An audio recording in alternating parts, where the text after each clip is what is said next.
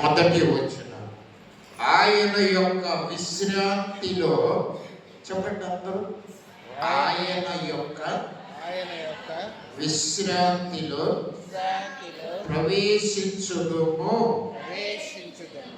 అను వాగ్దానము ఇంకా నిలిచి ఉండగా. మళ్ళీ చెప్పండి అదే మాట, ఆయన యొక్క విశ్రాంతిలో ప్రవేశించుదుము అను వాగ్దానము ఇంకా నిలిచి ఉండగా. నీలో ఎవడైనా ఒకవేళ ఆ వాగ్దానం పొందకుండా తప్పిపోవునేమో అని భయము కలిగి ఉన్నాము. దేవునికి స్తోత్రం. ఈ మాట అర్థమైతే చాలండి మన మహిళకి. ఆయన యొక్క విశ్రాంతిలో ప్రవేశించుదాము అనే వాగ్దానము మన కోసం ఇంకా ఎదురు చూస్తా ఉందంట. ఏమండి, 8వ వచనం చూడండి, 6వ వచనం. కాగా ఎవరో కొందరు విశ్రాంతిలో ప్రవేశించుదురు అన్నమాట నిశ్చయం. భలే ఉంది కదా అండి. మనలో ఎంతమంది ఆ విశ్రాంతిలో ప్రవేశిస్తారు? ఎవరో కొందరు ప్రవేశిస్తారు అన్నమాట మాత్రం వాస్తవమే. ఎవరు ప్రవేశిస్తారు మనలో ఆ విశ్రాంతిలోనికి? ముందు సువార్త వినిన వారి అవిధేయత చేత ప్రవేశించలేదు. ఎవరు విన్నారు ముందు సువార్త? ఇశ్రాయేలీయులు విన్నారు, వాళ్ళు ప్రవేశించలేదు. ఇప్పుడు మనము సువార్త వింటున్నాం, మనము ప్రవేశిస్తాం. ఏంటి ఆ విశ్రాంతి? ఆయన విశ్రాంతి ఏంటి? అది నేను మీతో చెప్తాను. దేవునికి స్తోత్రం. హల్లెలూయా. జాగ్రత్తగా వినాలని, మనసు పెట్టి వినాలని నేను ఎంతగానో ఆశిస్తా ఉన్నా. ఓకే, కీర్తన భాగంలో నుండి వెళ్తా. 92వ కీర్తన దగ్గరకు రండి మీరు. 92వ కీర్తన, అక్కడ నుంచి మనం ఆ విశ్రాంతిలోకి వెళదాం. 12 దగ్గర నుంచి చివరి దాకా చదవండి. ఆశీర్వాదం ఇవ్వండి, ఆశీర్వాదం ఇవ్వండి. చదువు తల్లి. 92వ కీర్తన 12 దగ్గర నుంచి 15 దాకా జాగ్రత్తగా వినండి. బైబిల్ తీర్చారండి ఆ మాటలు.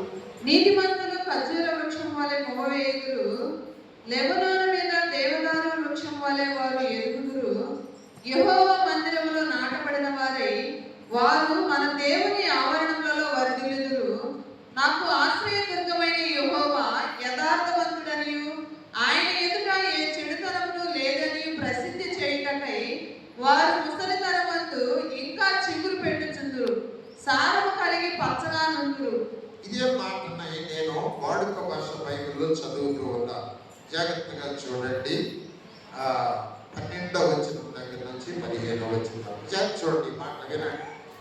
నీతిమంతులు ఖర్జూరపు చెట్టులా అభివృద్ధి చెందుతారు. నీతిమంతులు ఖర్జూరపు చెట్టులా అభివృద్ధి చెందుతారు. వారు లెబనానులోని దేవదారు వృక్షములా పెరుగుతారు. 11వ వచనం. మంచి మనుషులు ఎవరండి? మంచి మనుషులు యెహోవా ఆలయములో నాటబడిన మొక్క వలె. మంచి మనుషులు చెప్పండి. యెహోవా ఆలయములో నాటబడిన మొక్క వలె బలంగా ఉంటారు. భలే ఉంది కదండి. వారు చెప్పండి, వారు మన దేవుని ఆలయములో బలంగా ఎదుగుతారు. వారు వృద్ధులైన తర్వాత వారు వృద్ధులైన తర్వాత కూడా చెప్పండిరా, వృద్ధులైన తర్వాత కూడా ఫలిస్తూనే ఉంటారు.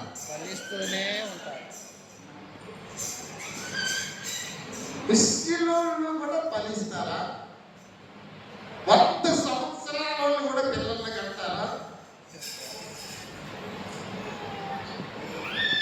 చాలా ఆశ్చర్యంగా ఉంది కదా. వృద్ధులైన తర్వాత కూడా ఫలిస్తూనే ఉంటారంటే వాళ్ళు ఫలిస్తూనే ఉంటారు. వాళ్ళు ఆరోగ్యంగా ఉన్న పచ్చని మొక్కల్లాగా ఉంటారు. తెగులు పట్టిన మొక్కల్లా కాదు. ఎలా ఉంటారు? ఆరోగ్యంగా ఉన్న నవనవలాడే పచ్చని మొక్కల్లాగా ఉంటారంట. ఎవరాళ్ళు? వృద్ధులురా. 80 సంవత్సరాలు 90 సంవత్సరాలు ఆరోగ్యంగా నవనవలాడుతూ బొమ్ము వేస్తూ, అలాగా మనం ఉంటే ఎంత బాగుంటుందిరా.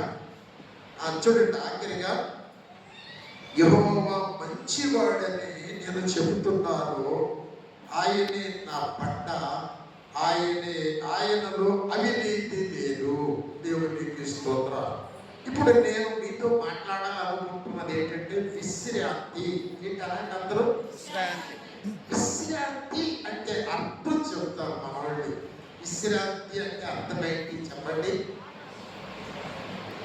పడుకొని నిద్రపోతాం, పిరుగురుగా తిరిగి గుర్రు పెట్టి నిద్రపోతాం, విశ్రాంతి. అంతకంటే విశ్రాంతి ఏమన్నా అంటారు మీరు, అంతే కదండి. ఇమ్మా సుమ్మంత విశ్రాంతి అంటే కదా, కొట్టు కట్టేసి ఇంట్లోకి వెళ్ళి చికెన్ బిర్యానీ లేకపోతే మాంసం గోపాల చేపలు పిరుగురుగా అట్ట పెడితే తట్టిగా తిని హాయిగా పడుకొని నిద్రపోవడం, అది విశ్రాంతి అంటే. ఏ పని చేయకుండా విసుగుని పట్టుకోవడం, అది విశ్రాంతి అంటే.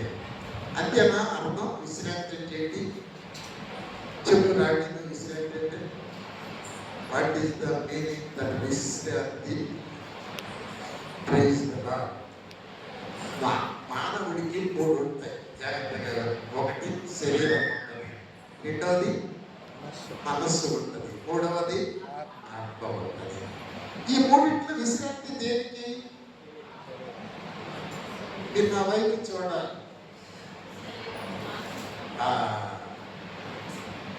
తెలియకుండా వాడి కూతురు పేరిన మూడవది ఆత్మ ఉంటుంది. ఈ మూడింట్లో విశ్రాంతి దేనికి కావాలి? మీరు మాట్లాడాలి. దేనికి కావాలి? శరీరానిక, మనస్సుగా, ఆత్మక? మీరు ఆలోచిస్తున్నారు. దేవునికి స్తోత్రం. హల్లెలూయా. విశ్రాంతి అనే మాటలో ఈ మూడింటికి సంబంధించిన ఉంది. అందుకని బ్రహ్మన్నాడు, ప్రయాసపడి సమస్తమైన వారులారా నా యొద్దకు రండి, నేను మీకు విశ్రాంతిని ఇస్తాను అన్నాడు. ఆయన దగ్గర మాత్రమే ఈ మూడింటికి విశ్రాంతి. విశ్రాంతి అన్న మాటకు 3 అర్థాలు చెబుతారు, జాగ్రత్తగా వినండి. విశ్రాంతి అనే మాట శరీరానికి విశ్రాంతి. దేవుడిని నమ్ముకుంటే నీ శరీరంలో ప్రశాంతంగా, ఆరోగ్యంగా, ముసలితనములో కూడా ఏ రోగం లేకుండా గంతులు వేస్తూ ఫలిస్తూ యవ్వన వయసులో చిగురు వేసినట్లుగా వేస్తావు నువ్వు. ఎప్పుడంటే ఆయన ఆలయంలో నాటబడిన నీవు ఆయన ఆలయంలో సారము పొంది ఎదిగినప్పుడు నీ శరీరానికి చక్కని విశ్రాంతి, మంచి ఆరోగ్యం, సంతృప్తికరమైన బ్రతుకు నీ జీవితాలను అనుభవిస్తావు నువ్వు. రెండవది వినండి. విశ్రాంతి అనే మాటకు ఇంకొక అర్థము శాంతి. విధిసే శాంతి, విశ్రాంతి, శాంతి. విశ్రాంతిలో శాంతి ఉన్నది. ఈ శాంతి దేనికంటే మనస్సుకు సంబంధించింది. హల్లెలూయా, హల్లెలూయా. మనస్సుకి అది చెప్పలేదా? ఇంతే. మనిషి బ్రతుకు అంతే. మనసున్న మనిషికి సుఖం లేదు, అంతే. సినిమాది కాదు ఇది, వాస్తవం కూడా ఆలోచించండి. మనిషి ఉంటే ఆ మనిషి గతి అంతే, సుఖం లేదు. ఇంకా ఈ మనసులో ఉన్నటువంటి విధానం ఏంటంటే పొందాక ఏదో అయ్యో చదువుకునే బిడ్డలు నేను పాస్ అవుతానో లేదు, పాస్ అయితే ఉద్యోగం వస్తలేదు, ఉద్యోగం వచ్చిన తర్వాత సరైన భార్య వస్తాడు, సరైన భర్త వస్తాడు, తాగుబోతు వస్తాడు, ఎలాంటి భార్య వస్తుందో వచ్చిన తర్వాత పిల్లలు కొట్టలేదు, పిల్లలు పుట్టిన తర్వాత ఈ విధంగా బ్రతకంత మనసుకి విశ్రాంతి లేదు. దానికి శాంతి కావాలి. మూడవది ఆత్మ, ఆత్మకు విశ్రాంతి. ప్రైజ్ ది లార్డ్, హల్లెలూయా. ఇది సమాధానములో ఆత్మకు విశ్రాంతి ఉంటుంది. కనుక విశ్రాంతి అనే మాటకు వింటున్నారా మీరు? వింటున్నారా? హల్లెలూయా చెప్పండి. దేవుడు మీరు వినేటట్టుగా చేయను కాక, అలా దేవుడు పరిశుద్ధాత్మను చేయను కాక. విశ్రాంతిలో 3 అర్థాలు. ఒకటి శాంతి విశ్రాంతి శరీరానికి, శాంతి మనస్సుకు, సమాధానం ఆత్మకు. ఈ 3 ఉంటాయి. ఈ 3 ఎక్కడ దొరుకుతాయి అంటే దేవుని మందిరంలో దొరుకుతాయి. ఎవరు దేవుని మందిరంలో నాటపడరో, లేదా నాటపడినా కూడాను వేరు తట్టి ఫలించరో, వారికి ఈ 3 కొరకు ఈ బాధలను పడాల్సిందే. నిజంగా ఇక్కడ ఏమని చెప్పాము మనము? యెహోవా 11వ వచనంలో 92వ కీర్తన, యెహోవా మందిరములో నాటబడిన వారై వారు మన దేవుని ఆవరణములో వర్ధిల్లుదురు. పోయిన వారం చదువుకున్నాం, మహోన్నతుని చాటున నివసించువాడే సర్వశక్తిని నీడన విశ్రమించువాడు. హల్లెలూయా. ఎంత అద్భుతమైన మాటలండి. ఇంతకీ మన విశ్రాంతి ఎక్కడ నిలబడి ఉంది అది నేను మీతో చెప్తాను. కొంచెం జాగ్రత్తగా మనసు పెట్టి మీరు వినాలి. ఓకే, ఒక్కసారి యేసుక్రీస్తు వారు శిలువ బలియాగానికి వెళుతూ ఆయన కొన్ని మాటలు, ఆఖరి మాటలు శిష్యులతో చెప్పాడు. యోహాను సువార్త 14వ అధ్యాయం చదువు అమ్మాయి, ఆశీర్వాదం 27 దగ్గర నుంచి జాగ్రత్తగా చదువు. శాంతి మీకు అనుగ్రహించి వెళ్ళుచున్నాను, శాంతి మీకు అనుగ్రహించి వెళ్ళుచున్నాను, నా శాంతినే మీకు అనుగ్రహించుచున్నాను. చదువు. లోకం ఇచ్చినట్టుగా నేను మీకు అనుగ్రహించటలేదు. మీ హృదయమును కలవరపడనీయకుడి, వెరవనీయకుడి. నేను వెళ్ళి మీ యొద్దకు వచ్చేదనని మీతో చెప్పిన మాట మీరు వింటిరి కదా. తండ్రి నాకంటే గొప్పవాడు కనుక మీరు నన్ను ప్రేమించిన ఎడల నేను తండ్రి యొద్దకు వెళ్ళుచున్నానని మీరు సంతోషింతురు. ఈ సంగతి సంభవించినప్పుడు మీరు నమ్మవలనని అది సంభవింపక ముందే మీతో చెప్పుచున్నాను. ఇకను మీతో విస్తరించి మాట్లాడను. ఈ లోకాధికారి వచ్చుచున్నాడు, నాతో వానికి సంబంధం ఏమీ లేదు. అయినను నేను తండ్రిని ప్రేమించుచున్నానని లోకము తెలుసుకున్నట్లు తండ్రి నాకు ఆజ్ఞాపించినది నెరవేర్చుటకు నేను ఇలాగూ చేయించున్నాను. లెండి, ఇక్కడ నుండి వెళ్ళుదాము. ఇక్కడ జాగ్రత్తగా శాంతి మీకు అనుగ్రహించి వెళ్ళుచున్నాను. శాంతి అన్న కాడ 3 అంకేసి ఉంటాయి. మీ బైబిల్లో వేసిందా? ఆ కింద ఫుట్నోట్లో 3 అన్న కాడ ఏమైనా ఉంది? సమాధానం. దేవునికి స్తోత్రం. విశ్రాంతి, శాంతి, సమాధానం. ఈ 3 మాటలు అద్భుతమైన మాట. మరణంలో సమాధానం. ఒక పక్క తిడతా ఉంటే, మరణంతో కొడతా ఉంటే, దేవుడు బిగిస్తా ఉంటే శాంతి. తెలుగు ఆయన మందిరంలో నాటబడి ఎదిగితే నిన్నెవరన్నా తిడతా ఉంటే నువ్వు నవ్వుకుంటా ఉంటావు, నిన్నెవరన్నా కొడతా ఉంటే ఆనందిస్తూ ఉంటావు, నిన్నెవరన్నా చంపడానికి కత్తితో పొడుస్తూ ఉంటే స్తోత్రం ప్రభుని సమాధానంగా ఉంటావు.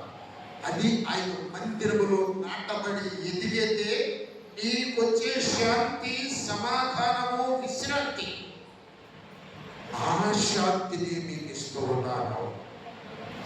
లోకము మిమ్మల్ని హింసిస్తుంది, మీ మందిరాన్ని కూల్చుంది, మీ బైబిల్ని కాల్చుంది, మిమ్మల్ని తరిమి వేస్తుంది. చేసి తొందరగా పెళ్లి చేసుకోమా ఇస్తాడు దేవుడు.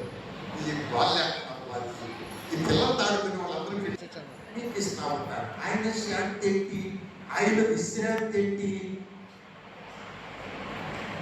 ఒకసారి ఆలోచించండి. ఓ హల్లెలూయా. ఆయన మందిరములో నాటబడటం అంటే ఏంటి? ఈ మీకు అర్థం కావాలి.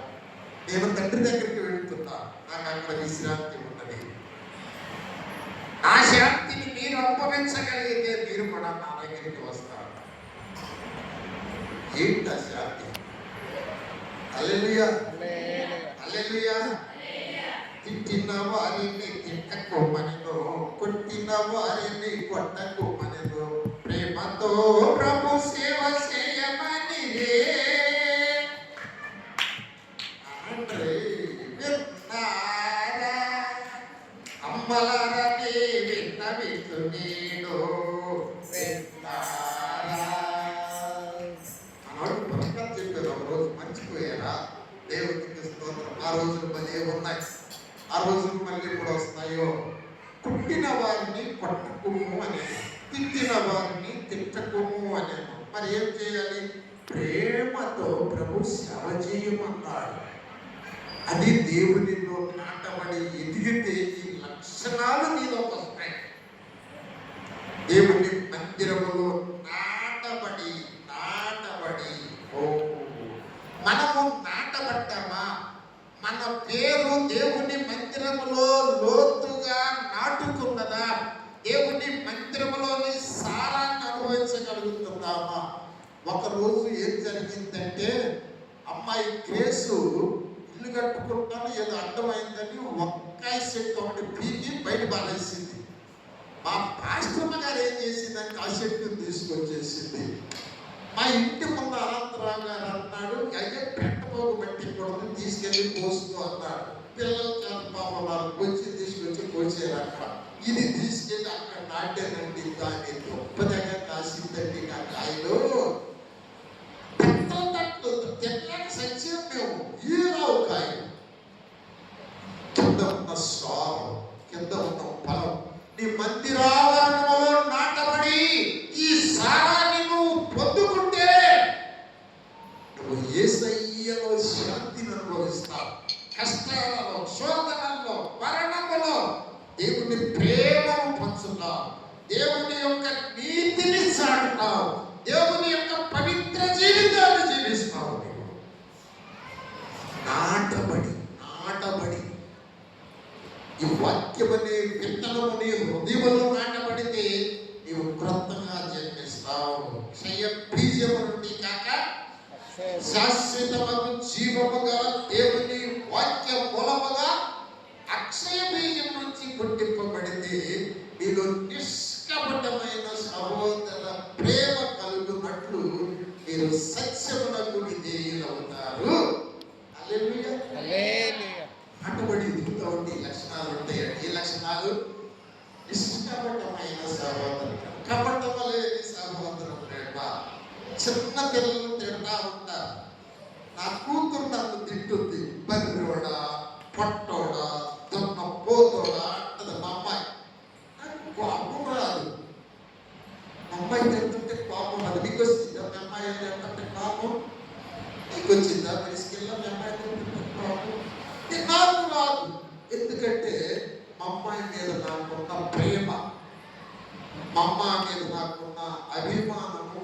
మా అమ్మాయి తింటుంటే కోపం రాదు. మా అమ్మాయి మీద కోపంగా తింటదు, అదేదో ఒక రకంగా తింటుంది.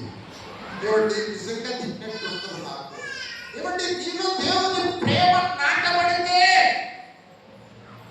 నీ సహోదరుడు నిన్ను ఏమైనా అన్నప్పుడు నీకు కోపం నవ్వు వస్తుంది. హల్లెలూయా. అయ్యో ఈ బిడ్డలు ఎంత అమాయకంగా ఉన్నారు బాబు. అయ్యో దేవుడి వాక్యాన్ని వింటున్నారు కానీ వాక్యం ఏడలలో ఫలించటం లేదే, వీళ్ళు నాటబడలేదే. ఇలాంటి పిచ్చి బ్రతుకులు, ఇలాంటి వెర్రి బ్రతుకులు, ఇలాంటి లోకానుసారమైన బ్రతుకులు బ్రతుకుతున్నారు. బాబోయ్, నా దేవుని విశ్రాంతిలో వీళ్ళు ప్రవేశించకపోతే నరకములో, అగ్నిగుండములో ప్రవేశిస్తారే అది భారముని హృదయంలోకి వస్తుంది. ఆ భారం వచ్చినప్పుడు వాళ్ళ కోసం ప్రార్థన చేస్తాం. వాళ్ళు తిడతా ఉంటే నవ్వుతా ఉంటా. వాళ్ళకి ఏదన్నా కొంచెం ప్రేమ చూపించాలని అక్కాయ్ ఇవాళ ఏం కూర అని అడుగుతా. ఓ స్టే నాకో అంటదా. నాకు కాదక్క, ఇలా చేపల కూర చెల్లల కూర వండుకున్నానక్క, రుచిగా ఒక రవ్వ వేసుకొచ్చి పెడతాను, తిన్న తర్వాత నువ్వు తింటాక ఏమనుకోకుండా. Oh what a God's comedies! ఏంటి మనిషి ఇలా మారిపోయింది? తింటే కోపం రావట్లేదా? రాదు. నీ ప్రేమ రుచి రుచిగానే అందులోనేదో నీ ప్రేమ రుచి రుచిగానే అందులోనేదో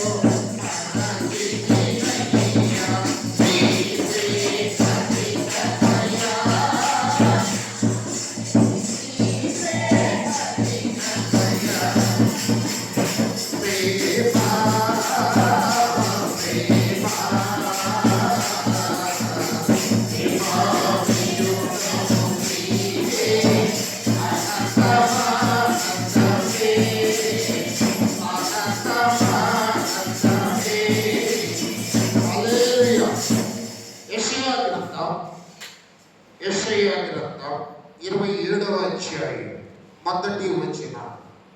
యెషయా గ్రంథం 27వ అధ్యాయం మొదటి వచనం. త్వరగా సహాయం చేయమ్మాయి. ఆశీర్వాదం. ఆ దినమున యెహోవా గట్టిదై గొప్పదై బలమైన తన ఖడ్గము పట్టుకొనును, తీవ్ర సర్పమైన మకరమును వక్ర సర్పమైన మకరమును ఆయన దండించును. యెహోవా ఏం చేస్తాడంటే గట్టిదైన గొప్పదైన బలమైన తన ఖడ్గం పెట్టుకుంటాడంట. ఎవరు? యెహోవా. ఎందుకు?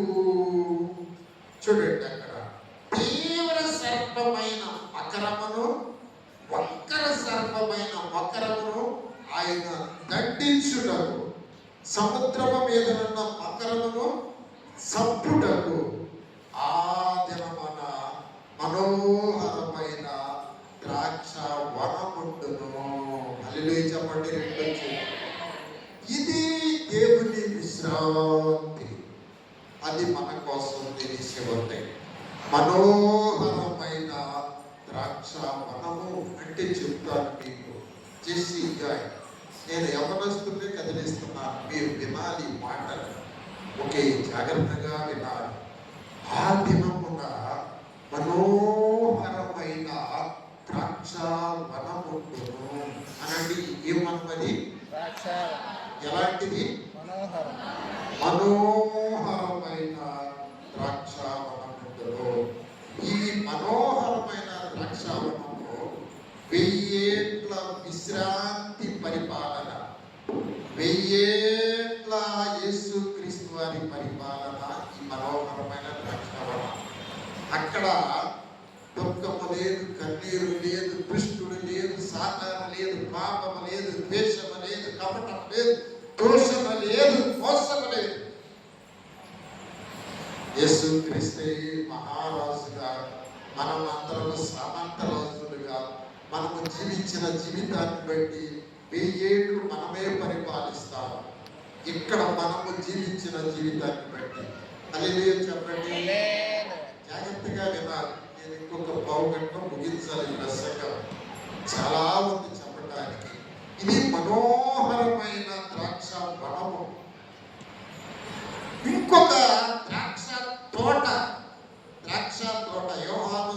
యెషయా గ్రంథం 5వ అధ్యాయం, యెషయా గ్రంథం 5వ అధ్యాయంలో మొదటి వచనం దగ్గర నుంచి, నా ప్రియుని గురించి పాడెదను వినుడి, అతని ద్రాక్ష తోటను బట్టి నాకు ఇష్టడైన వాడిని గురించి పాడెదను వినుడి.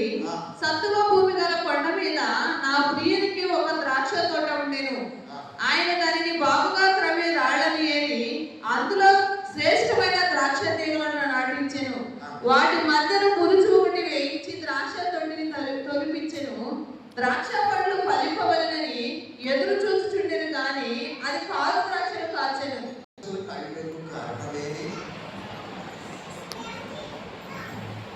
అమ్మా, అది కారు ద్రాక్షలు కాయటకు కారణమేమి? నిక్కమైన విత్తనము వంటి దానిని ఇరిమియా నాటి తిని కదా అంటాడు. ఇరిమియా గ్రంథం 2వ అధ్యాయం 21వ వచనం చదవబాయి.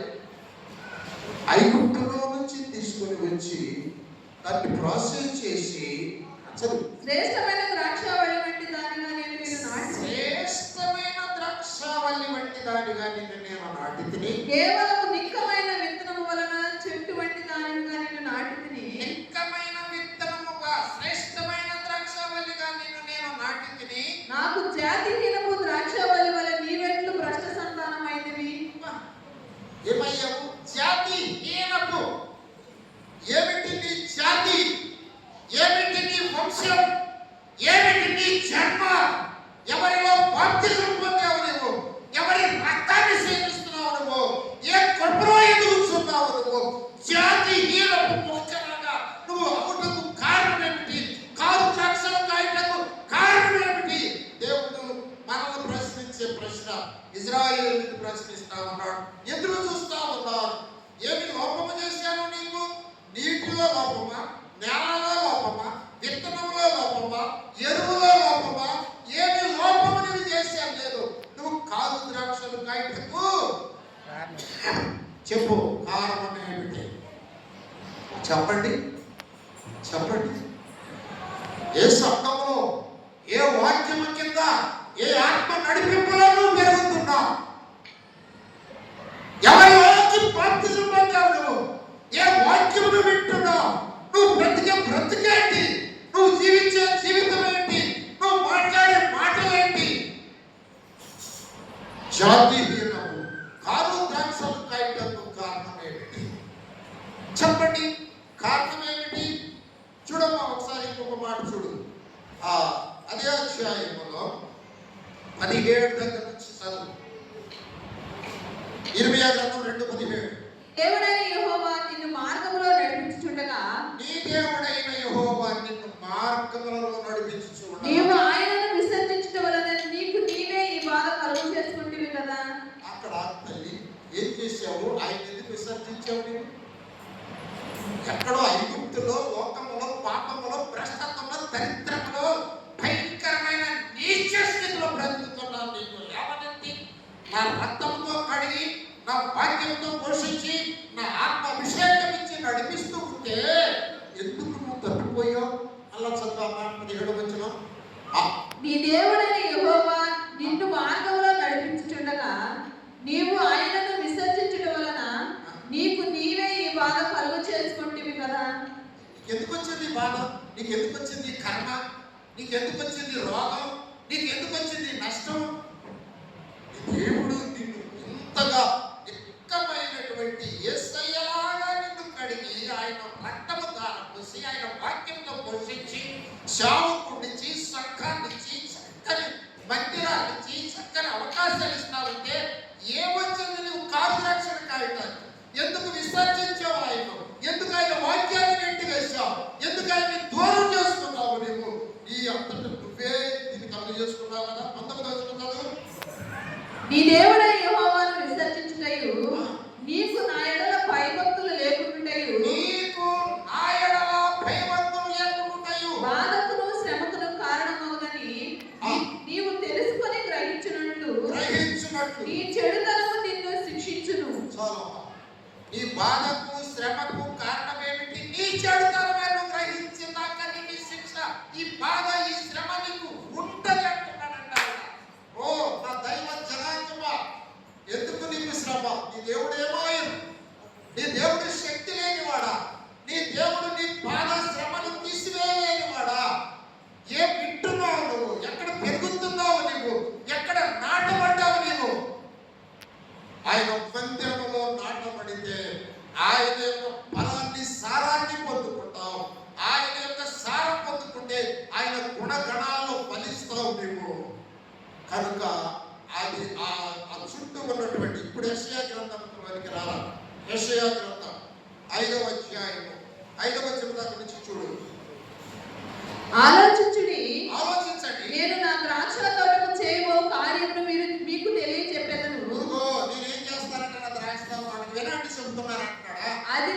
నేను అది మేసివేయబడినట్లు దాని కంచెను కొట్టివేసేదను. అక్కడ ఏం కొట్టేస్తారంట?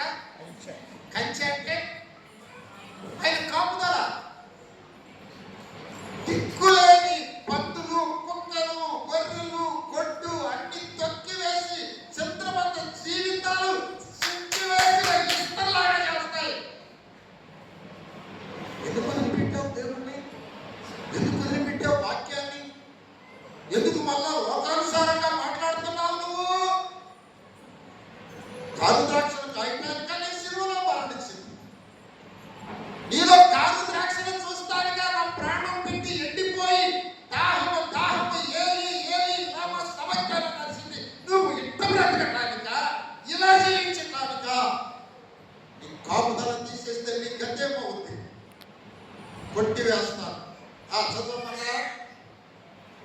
అది త్రొక్కబడినట్లు దాని గోడను పడగొట్టి దాన్ని పాడు చేసేది. పాడు చేస్తా. అది శుద్ధి చేయబడదు, పారలో త్రవ్వబడదు. దానిలో గచ్చపదులను బలురక్కస చెట్లను బలిసీయుడును. చాలురా. ఏమండి ఈ 5వ అధ్యాయంలో ప్రభు అంటున్నాడు, నా ప్రియుని గురించి పాడిదను, ఆయనకు ఒక ద్రాక్ష తోట ఉన్నది. తోటేనా? 5వ అధ్యాయం చదువు మొదటి వచ్చిన. ఆ దినమున మనోహరమైన ఒక ద్రాక్ష తోట ఉండును. మనోహరమైన ద్రాక్ష తోట. 7వ వచనం చదువు. 7వ వచనం త్వరగా. అది అతని కొట్టిన వారిని ఆయన కొట్టినట్లు ఆయన అతను కొట్టిన, అతని వలన చంపబడిన వారు 5వ అధ్యాయం 7వ వచనం చదువు. ఇశ్రాయేలు వంశము సైన్యముల పరిపనే యెహోవా ద్రాక్ష తోట. ఎవరి ద్రాక్ష తోట? ఇశ్రాయేలీయులు అంటాడు. వాళ్ళ కోసం దిగి వచ్చాడండి దేవుడు. వాళ్ళ కోసం ఐగుప్తు ఆ ఫరో రాజుతో పోరాడాడండి. రేత్రి ఎండనక వాననక రేత్రి పగుళ్ళు వాళ్ళ కమ్మటే తిరిగాడండి నా దేవుడు. కానీ వాళ్ళు ఆయన నిర్లక్ష్యం చేసేసారు. ఇప్పటికి కూడా యుద్ధంలో తల్లులు పిల్లలు అల్లాడుతున్నారు. కారణం ఏంటంటే వాళ్ళు కాదు రక్షణ కాశారు. వాళ్ళు విశ్రాంతిలో ప్రవేశించాలని ప్రభు చెప్పాడు. అమ్మా, నీకు నాకు ఆయన కుమారుడిని ఇచ్చాడు. మన కోసం విశ్రాంతి నిలిచి ఉన్నది. ఏం తోట అది? మనోహరమైన ద్రాక్ష తోట. ద్రాక్ష తోట, ద్రాక్ష వనమా? ద్రాక్ష వనం. మనోహరమైన ద్రాక్ష వనం. 1000 ఏళ్ల పరిపాలన ముగించేస్తాం. ఇప్పుడు చూడండి జాగ్రత్తగా. ఇశ్రాయేలీయుడు కాదు ద్రాక్షలను కాసేసాడు, దాన్ని కుట్టివేశాడు, నరికేశాడు, ఇసిరి వేశాడు. ప్రపంచం అంతా చెదరిపోయారు ఇశ్రాయేలీయుడు. ఇదిగో మరొక ద్రాక్ష వనము మన కోసం కాసుకొని ఉన్నది. అందుకని దేవుడు ఏం చేశాడంటే, ఇప్పుడు జాగ్రత్తగా వినండి. యోహాను సువార్త 15వ అధ్యాయం మొదటి వచనం చదవండి. నేను నిజమైన ద్రాక్షవల్లిని. నేను నిజమైన ద్రాక్ష. నా తండ్రి వ్యవసాయకుడు. నా తండ్రి వ్యవసాయకుడు. నాలో ఫలింపని ప్రతి తీగను ఆయన తీసి పారవేయును. ఫలించి ప్రతి తీగ మరి ఎక్కువగా ఫలింపవలెనని దానిలోని పనికిరాని తీగలను తీసివేయును. నేను మీతో చెప్పిన మాటను బట్టి మీరిప్పుడు పవిత్రులై ఉన్నారు. నా యందు నిలిచియుండుడి, మీ యందును నేనును నిలిచియుందును. తీగ ద్రాక్షవల్లిలో నిలిచియుంటేనే గాని తనంతను తానే ఎలాగో ఫలింపదు, అలాగే నా యందు నిలిచియుంటేనే కానీ మీరును ఫలింపదు. అపోస్తలుడైన పౌలు గారు అంటాడు, జాగ్రత్తగా వినండి మాటలు. లోకంలో సంపాదించుకున్నారు. ఒకసారి ఫిలిప్పీయులకు రాసిన పత్రిక 3వ అధ్యాయం 5-6 వచనాలకు నుంచి రమ్మా. 4 వచనాల నుంచి చూడు. ఫిలిప్పీయులకు రాసిన పత్రిక 3వ అధ్యాయం.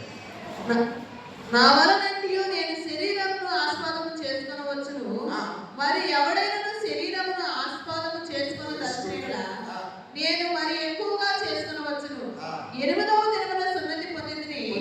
ఇశ్రాయేలు వంశపు వాడనై బెన్యామీను గోత్రములో పుట్టి హెబ్రీయుల సంతానమైన హెబ్రీయుడనై ధర్మశాస్త్ర విషయము పరిసయ్యుడనై ఆసక్తి విషయము సంఘమును హింసించువాడనై ధర్మశాస్త్రము వలన నీతిమంతుని అనిందుడనై ఇంటిని. ఎన్ని అర్హతలు చూడండి రాయికి. నేను తక్కువ అనుకుంటున్నాను. మీరు చాలా అర్హతలు ఉంటాయి, చాలా విద్యలు ఉంటాయి, చాలా జ్ఞానము, బ్రతకడానికి చాలా అవకాశాలు ఉన్నాయి. కానీ చూడమ్మా 7వ వచనం చదువు. అయినను ఇవన్నీ ఉన్నా కూడా ఏవేవి నాకు లాభకరములై ఉండెనో వాటిని క్రీస్తు నిమిత్తము నష్టముగా ఎంచుకుంటుని. నువ్వు ఆయన మందిరములో నాటబడిన బిడ్డవైతే ఈ లోకంలో అన్నీ కూడా నాకు నష్టమే అనుకుంటాం. క్రీస్తు తప్ప చిక్కులో రిటైర్ అయినప్పుడు నాకు ధైర్యం. నేను ఏంటంటే ఆ డబ్బు పెట్టి వాళ్ళ అక్కడ తొలగని ఒక గొడ్ల భారం పెట్టేసేసేసి వైద్యం చేసుకుంటా, ఆ పొలంలో ఈ గొడ్డకి మేత వేసుకుంటా, ఒక 10 మందిని పనివాళ్ళు పెట్టుకొని ఇలాగూ బ్రతుకుదాము, ఒక చిన్న మందిరం వేసుకొని పెదరావుల్లో బ్రతుకుదాము అని ఇట్లాగా నేను కలల కన్నా. అక్కడి నుంచి రాకముందే పిలిపి వచ్చింది పాప నేను చిన్న మా ప్రభు ఓకే అన్నీ వదిలేశాను. అక్కడ డాక్టర్ గారు అన్నారు, బాలస్వామి ఎక్కడికి వెళ్తున్నావు, నా జీవితంలో కొంత నీకు ఇస్తా, నువ్వు వైద్యం చేసుకో, చెమకుడిలో నా వల్ల కాదు, నువ్వు ఉంటే నాకు భద్రంగా ఉంటుంది. ఆయన నా పెన్షన్స్ డబ్బులన్నీ కూడాను దాదాపు సంవత్సరాలు పట్టి పెట్టాడు. అనుకున్నాను, వదిలేసుకున్నాను. చాలా లాభాలు ఉన్నాయి నా కోసం, భయపెట్టమని చెప్తున్నాను. అవన్నీ నష్టంగా ఎంచుకున్నాను. నా ప్రభువు సేవలో నా జీవితం ముగించాలని నేను వచ్చాను. ఏదో ఆశించాను. చాలా ఆపర్చునిటీస్ నాకు ఉన్నాయి. నాకు చాలా విద్యలు తెలుసు, చాలా వ్యాపారాలు తెలుసు, చాలా పని ప్రణాళికలు నాకు తెలుసు, అలా డబ్బు సంపాదించాలో నాకు తెలుసు. అయినను ఎడవచ్చిన చదవరా అయినను ఏవేవి నాకు లాభకరములైనను వాటిని క్రీస్తు నిమిత్తము నష్టముగా ఎంచుకుంటిని. ఈ ఒక్క మాట మీరు ఆలోచించండి. నీకు ఏమి లాభంగా ఉన్నాయి? ఇల్లు లాభంగా ఉన్నాయా? బ్యాంక్ అకౌంట్లు లాభంగా ఉన్నాయా? పిల్లలు లాభంగా ఉన్నారా? ఇంకా ఏదేది మీ అందం లాభంగా ఉందా? మీ బిల్డింగ్ మీరు బిల్డింగ్ అపార్ట్మెంట్లు లాభంగా ఉన్నాయా? ఏది లాభంగా? క్రీస్తు లాభంగా ఉన్నాడా? క్రీస్తు లాభంగా ఉన్న వ్యక్తివైతే నీవు నాటబడిన వ్యక్తిని, నీ కోసం విశ్రాంతి కాసుకొని ఉన్నది అక్కడ. ఆ మనోహరమైన 1000 ఏళ్ల పరిపాలన దేవుడు నీ కోసం రిజర్వ్ చేసి పెట్టాడు. ఆ వాగ్దానం నీ కోసమే చేసుకున్నాడు. క్రీస్తు సమస్తము పెట్టాలనుకున్నాడండి. క్రీస్తును సంపాదించుకుంటే చాలు. ధర్మశాస్త్ర మూలమైన నా నీతి కాక క్రీస్తునందలి విశ్వాసము వలన నీతి, అనగా విశ్వాసమును బట్టి దేవుడు అనుగ్రహించి నీతి కనబడినాయి. హల్లెలూయా చెప్పండి. హల్లెలూయా. నువ్వు యేసయ్యను విశ్వసిస్తే, యేసయ్యను ప్రేమిస్తే ఆయన తండ్రి నీకు ఒక నీతిని ఇస్తాడంట. ఆ నీతిని నువ్వు రిజర్వ్ చేసిన విశ్రాంతిలోకి తీసుకెళ్ళిపోవాలి. ఈ లోకంలో ఏ నీతి ఆ నీతికి సాటి రాదు. ధర్మశాస్త్ర మూలమైన నీతి కాక క్రీస్తునందు నువ్వు ఉంచిన విశ్వాసమును బట్టి దేవుడు నీకు ఇచ్చే నీతి కలిగిన వారై ఆ యేసయ్యనందు అనుకోవాలండి. అప్పటికి యేసయ్య ప్రేమ నాలో నిండుగా ఉండాలి, యేసయ్య కృప నాలో నిండుగా ఉండాలి, యేసయ్యలో ఉన్న ఆత్మ నాలో ఫుల్ఫిల్ అయి ఉండాలి. నన్ను చూసిన నా తండ్రి నా బిడ్డలో లక్షణాలు ఉన్నాయని నన్ను చూసి, నా బిడ్డ ఇదిగో ఇదిగో ఈ స్థానం నీవే ఆయన ఇస్తాడు. ఆ మనోహరమైన ద్రాక్ష తోట నీ కోసమే, ఆ విశ్రాంతి నీ కోసమే. ఇప్పుడు మళ్ళా ఈ మాటలు చదవండి. కీర్తన 92 దగ్గరికి రండి ఒకసారి. కీర్తన 92 12 దగ్గర నుంచి చదవమ్మాయి. నీతిమంతులు ఖర్జూర వృక్షం వలె మొగ్గు వేస్తారు. లెబనోను మీద దేవదారు వృక్షం వలె వారు ఎదుగుదురు. యెహోవా మందిరములో నాటబడిన వారై, యెహోవా మందిరములో నాటబడిన వారు మన దేవుని ఆవరణలో వర్ధిల్లుదురు. ఈ మాట పలే ఉందరా బాబు. యెహోవా మందిరములో నాటబడిన ఆయన ఆవరణం